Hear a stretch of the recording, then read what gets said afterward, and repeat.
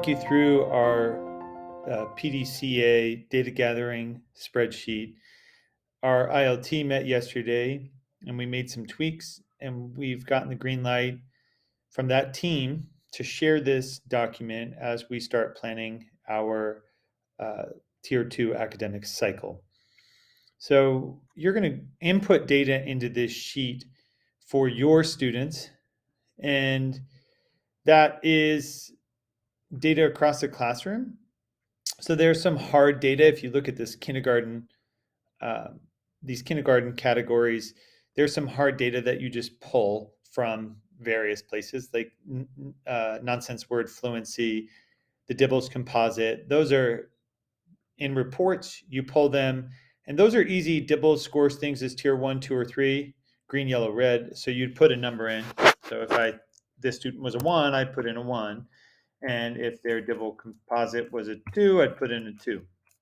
For these performance categories, those are where you're going to make a judgment call based on what you see across the classroom for this student in various categories. So literacy, I think, okay, this kid's a 2.5. You're more than able to use decimal points here to get further in. You don't have to go into the minutia of like 2.657.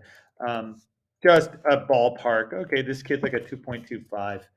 And so you would do that here in all the performance categories. You're going to leave the intervention columns blank because that's where we're going to do the work in the end of stage 1, moving into stage 2. Like, what are the interventions that we're using to support kiddos in the classroom? It will give you a score at the end here, a composite score, and that is just a snapshot. It's the overall picture. It's the treetops.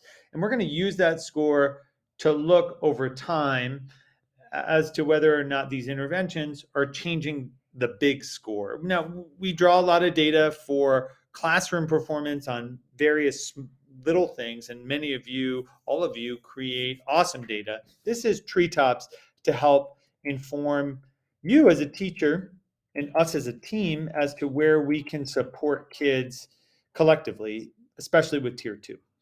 So that's that. The only caveat to all of this is thinking about maps. Maps tiers things out. It gives you 4 levels. And so it gives you uh, those. And so we've created, our team yesterday created these bands. If kids are in the 61st to 100th percentile, they'd be core or tier 1. If they're from the 20th percentile to the 60th percentile and maps categories, they're a tier 2, and 20 and below is 3. So you'll use this key to help you input that data. All right, thank you so much. We're going to work on this week and carry it into staff meeting. So it's my hope that you can get this data in there so we can then start preparing to engage in our week 2 to 4 cycle.